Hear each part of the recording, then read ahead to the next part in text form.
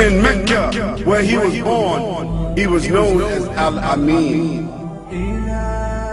the most trustworthy. And Al-Amin, even though his enemy had stolen from his followers, killed his followers, tortured his followers, confiscated their property, he could have done what others do in warfare. He could have then confiscated their wealth that he was holding. But when they entered his home to kill him, they did not find him there. Instead, they found his cousin Ali, radiallahu anhu. And he left Ali in his house when he escaped for only one reason, so that Ali, radiallahu anhu, could give back to them the valuables, the money that they had entrusted with him years ago. Can you imagine a man who is hated for his message, opposed for his message, sought to be killed, yet those people who hated the message and sought to kill him, they never thought to come and say, give us back our money,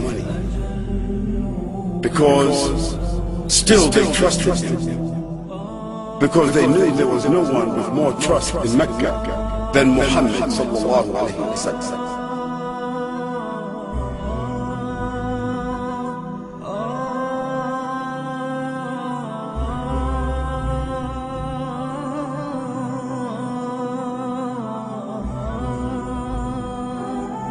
And the Prophet ﷺ, he used to sleep on a mat, like that mat on the floor. Only thing, it was made from palm fiber, from dried grass. And that's how he slept, on a dirt floor, with no furniture in his house. And one day, Umar ibn al-Khattab entered the house of the Prophet ﷺ and saw that he was sleeping on the dirt floor. And Umar, he said, Ya Rasulullah, the kings, the emperors in the earth, in Persia, in Byzantium, in Habash, all over the world, these kings, they are not like you. Oh Rasulullah, you can have better than this. And the Prophet dismissed him and said, they have what they have been given, and I have what I have been given. Raditu billahi rabba. I am pleased with what Allah has given to me. And any one of you that says, Raditu billahi rabba, wa bil islami dina, wa bi Muhammadan Rasulullah nabiyya, Allah will also be pleased. The Prophet sallallahu alayhi wa sallam never wore silk. He never wore gold. He never dressed arrogantly. He never dressed ostentatiously. He never walked proud, arrogant. He never appeared in front of people like he was a king or an emperor, even when he was the absolute ruler. One could enter a hall like this, and the Prophet ﷺ could be sitting among his companions as you are sitting. And it was common for people to look around and want to think he should be sitting up someplace in a chair on a throne like other leaders. He should be wearing some gown of gold. He should be wearing some kind of crown. He should be a man with people around him serving him. But when they came in and they looked around, it was a common question: who is Muhammad? Where is he? No one could tell who was the Prophet ﷺ among his followers, because his clothes and what he ate and where he chose to sit was never different from the other people. You tell me, name one leader in the world that could compare with that.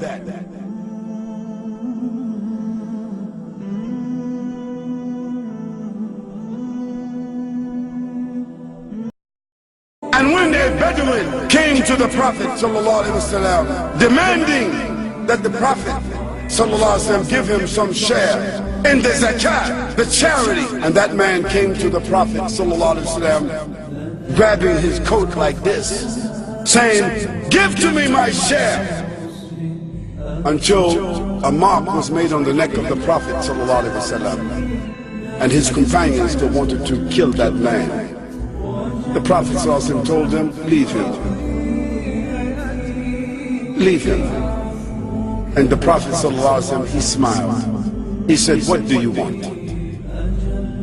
The man said, "Give me." And the Prophet continued to give him until he said, "I have enough." And that man left. This was the manner of the Prophet ﷺ. His tolerance, his mercy, his patience, his integrity. The Prophet ﷺ always preferred his neighbors and his guests. The first order that he gave his companions when they entered Medina, when they made the hijrah, he told them, he didn't say, "Knock on the doors and tell the people I'm here." He didn't say, "Announce I am the ruler." He didn't say, "Go and talk to them about Islam." He didn't say, "Go and say the Muslims are here. We are strong. This is our city." No, he told them, تطعم الطعام وتقرأ السلام من عرفت ومن لم تعرف. He says, spread the food, give food, and give the greetings. من عرفت, whom you know, ومن لم تعرف, whom you don't know. This is what he said to do. And so the Muslims went out from him, taking their food, whatever they had, sharing it with the neighbors, talking to them, greeting them, intermingling with them, sitting with them, accepting their invitations, getting to know them, showing them, sharing with them, exposing them to the character, to the manner of the Prophet ﷺ. And so within a few months, the whole of Medina was at the feet of the Prophet ﷺ, accepting him to be the arbiter of that city, giving to him the keys of Medina, even though some of them still secretly resisted him, and even though some of them secretly hated his message, still they gave him the keys, because they had no defense against a man with this kind of character.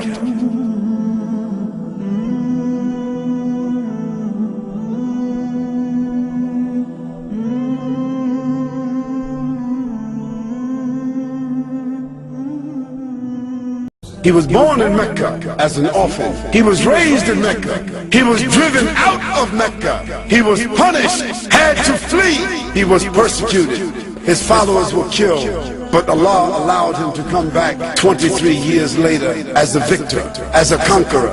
And when he came back, he gave everyone amnesty. He was a mercy even to those that opposed him, so that when he had the chance, for revenge, when he had a chance for reprisal, the Prophet ﷺ never took revenge, he never took reprisal. He realized his vision, and after that, the Prophet ﷺ spread his message. He spread Islam throughout the peninsula of Arabia, so that Islam became established as a state, as a government, was the ruler. But he was still eating and drinking and dressing the same way that he was doing as he was born and as he grew up. The Prophet ﷺ handed over his life to his Lord. He gave up his life to his Lord and passed on, sallallahu alaihi wasallam, 23 years after the revelation came to him. He was 40 when the revelation came. He was 63 when he passed away, sallallahu alaihi wasallam. And the next 4 men that succeeded him, Abu Bakr as-Siddiq, Umar ibn al-Khattab, Uthman ibn Affan, and Ali ibn Abi Talib. In those next 32 years, the Muslim frontier spread from the Arabian Peninsula all the way to what is now Italy, all the way to what is now Spain, all the way to what is now West Africa, all the way to what is now Indonesia, all the way to what is now China. This is what Allah manifested from that man, and from that message, and from that revelation, and from that inspiration, and that legislation still is in the earth today. That inspiration that came to Muhammad sallallahu alaihi wasallam, that legislation that is in the world today, every place Muslims gather, there's at least one or two or three that has memorized this book since that time. I ask, let a Muslim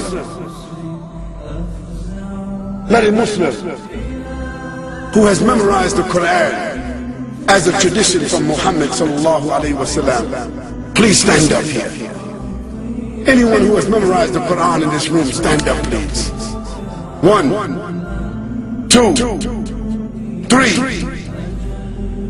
4, 5. I have never been anywhere in the world and made that statement where at least one Muslim could not stand up and say, I have memorized the entire Quran. This is the evidence that Allah subhanahu wa ta'ala said He will preserve it, and He has preserved it through the hearts of the believers. That is the message of Muhammad sallallahu alaihi wasallam. That is the evidence of his message.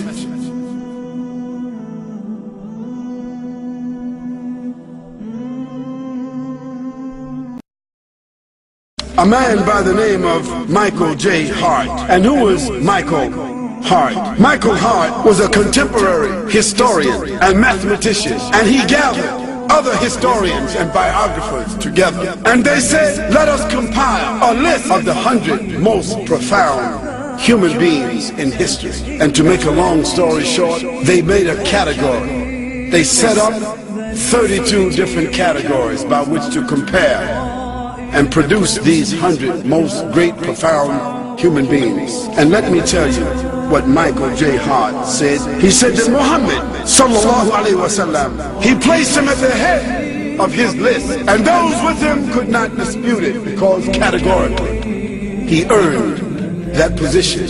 And Michael J. Hart said, I would have liked to choose Jesus Christ because I'm a Christian, but there were several categories that honestly I could not choose him, because Jesus Christ was not a father. Muhammad, he was. Jesus Christ was not a husband. Muhammad, he was. Jesus Christ was not a statesman. Muhammad, he was. Jesus Christ was not a warrior. Muhammad, he was. And Jesus Christ was not a ruler. Muhammad, he was. And so Michael J. Hart and his other collaborators, they said the greatest human being that has impacted history and all annals of documented history had to be Muhammad sallallahu alaihi wasallam. And that statement you will find it in the archives of the New York Times, the magazine they put out. It's in their archives. You can read it. And in some of the bookstores here in Australia, other places, or you can go on the website and put in Michael Hart, and you will get a website. Put it into Google, and you'll get it. You'll see the evidence there. But let me read to you what some others have said about Muhammad, the man, and his message. George Bernard Shaw said, if a man like Muhammad sallallahu alaihi wasallam were to assume the dictatorship and rulership of the modern world, he would succeed in solving its problems that would bring it much needed peace and happiness. Michael J. Hart said, my choice is Muhammad. To lead the list of the world's most influential persons may surprise some readers and may be questioned by others, but he was the only man in history who was supremely successful on both the religious and secular level. And Cassels Wheatley said, in little more than a year, he was actually the spiritual, nominal, and temporal ruler of Medina, with his hands on the lever that was to shake the world. Billions of Muslims all over the world throughout the last 1400 years have accepted the religious teachings of Muhammad sallallahu alaihi wasallam. And illiterate, often brought up in the harsh desert climate of Arabia, transformed a backward society into a great civilization. O Muslims and non-Muslims, Muhammad, according to the Quran, he was a witness over the believers. He was no more than a messenger. He was a man dealing gently with all people. He was a great favor. He was sent with an irrefutable truth. He was that unlettered prophet. He was a mercy and a messenger. He was a mercy to mankind. He was a witness over the believers, and the believers a witness over mankind. He was a mercy to the world. He was the best example to follow. He was the last prophet of mankind. He was sent to all the mankind and the jinn.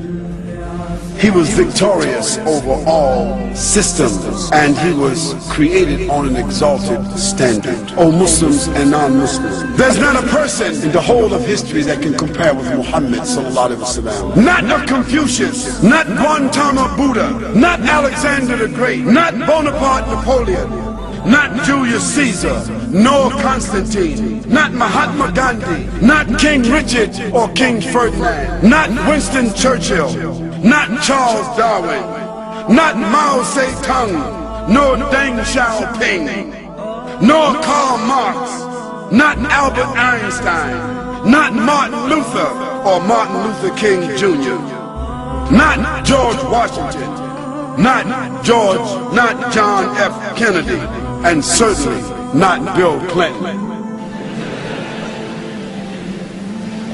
not Tony Blair, nor John Howard, nor George Bush Sr. or George Bush Jr.